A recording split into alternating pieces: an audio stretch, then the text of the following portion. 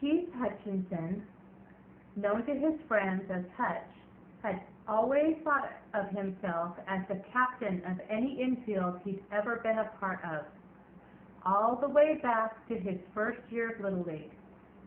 Even back then, he could see that other kids were scared to have the ball hit at them in a big spot.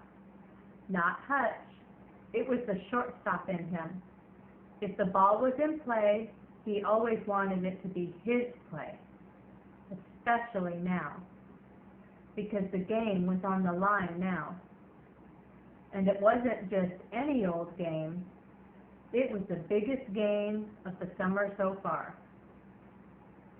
Hutch's American Legion team, the Boynton Beach Post 226 Cardinals, still have the lead against the Palm Beach Post 12 Braves in the finals of their 17 and under league, even though this year's Cardinals didn't have a single 17-year-old on the team.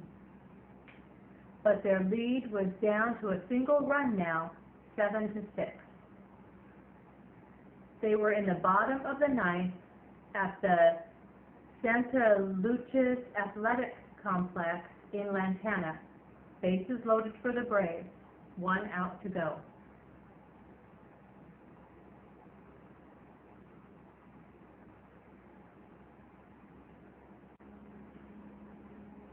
If the Cardinals got the out and won the game, they moved on to the South Florida Regionals next weekend, 1 round closer to the state finals. If they lost, they went home. Hutch walked over and stood behind second base, almost on the outfield grass, and waited there while their coach, Mr. Cullen, talked things over on the mound with Paul Garner, whom Mr. Cullen had just brought in to pitch.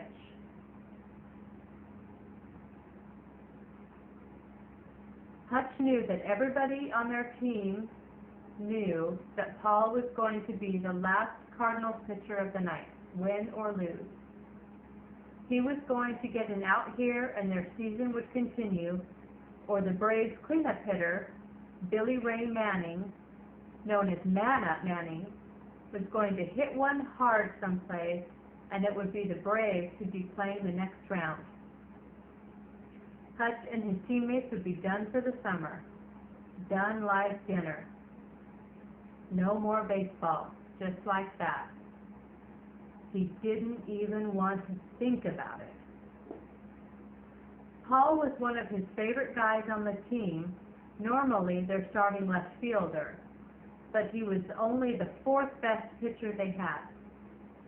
Yet Mr. Cullen had been forced to pull their closer, Pedro Mota, after Pedro had suddenly forgotten how to pitch with 2 outs and nobody on, and the Cardinals still ahead 7-4. First, he'd given up 3 straight hits to load the bases. He'd wild pitched 1 run home after that, before walking the next hitter to reload the bases. Finally, he hit the next batter, and just like that, it was 7-6, and Mr. Cullen had seen enough.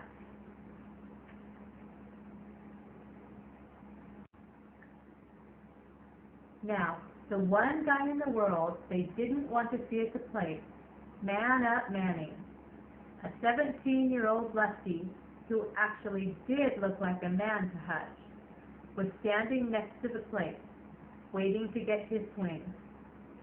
No place to put him, no way to pitch around him. Paul didn't throw hard, but he threw strikes, kept the ball down, got allowed a ground ball when he was pitching at his best. 1 stinking ground ball now, and they were in the regional. More important, they got to keep playing. Hit it to me, he thought. Mr. Cullen patted Paul on the shoulder and left him to throw his warm-up pitches. Hutch thought about going over to talk to Darrell Williams while he did, but they never talked much during the game, not even during pitching changes. When they did, It was usually only about which one of them would cover second if they thought a guy might be stealing. Nobody was stealing now. Hutch wasn't paying much attention to the guy on first. Nobody was. He was a lot more worried about the runners on second and third, the potential tying and winning run. Darryl, as usual, he didn't look worried about anything. He was staring off, lost in his own thoughts, or lost in space. Darryl never seemed to look tense or worried or anxious. He knew he was the best hitter on their team, the best player, period. And yet, baseball seemed to bore him sometimes. Paul threw his last warm-up pitch. Brett Connors, their catcher, came out to have one quick word with him. As he ran back, the neighborhood people sitting on the other side of the screen behind home plate began to applaud, understanding the importance of the moment, as if they were all suddenly sensing the magic of what baseball could do to a summer night. Hutch watched them and thought, if we lose, some of these same people will be here tomorrow night watching the older kids play the 19 and under game. Their season wouldn't end. Mine would. Hit it to me. He walked away from the bag, got into his ready position, watched Brett go through a bunch of signals behind the plate, all of which Hutch knew were totally bogus. Paul had one pitch, a dinky fastball with a late break to it that guys usually couldn't lay off of, even on balls that were about to end up in the dirt. Paul threw one in the dirt now, but Man Up Manning didn't bite. Ball one. Be patient, the Braves coach yelled from their bench. He's trying to make you chase. Paul threw a strike that Man Up was taking all the way, then missed just outside.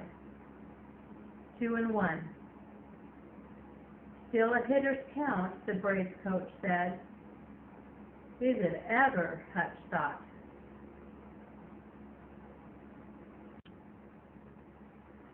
He could feel his heart in his chest, feel the thump, thump, thump of it, the way you could feel the thump of rap music from the car next to you at a stoplight sometimes.